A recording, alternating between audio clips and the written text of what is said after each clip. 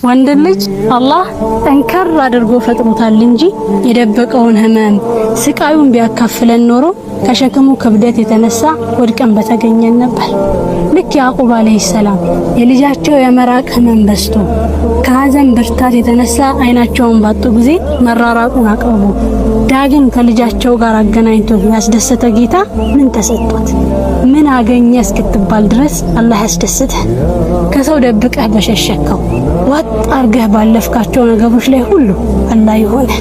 ልክ ሙሳና ሃሩን ስቃይ እንግልቱ በስቶባቸው አምባገነኑ ክፋትን እንዳይሰራ እንሰጋለን ባሉ ጊዜ አትፍሩ እኔ ከናንተ ጋር ነኝና ብሎ ያበሰረ ጌታ እንዳይመጣ ከፈራኸው እንዳይደርስ ከሰጋኸው ነገር በሙሉ አርቆ በወደድከው በተመኘኸው ነገር አላህ ያስደስተህ። አሚን በል። ወላሂ አላህ ይባርክ።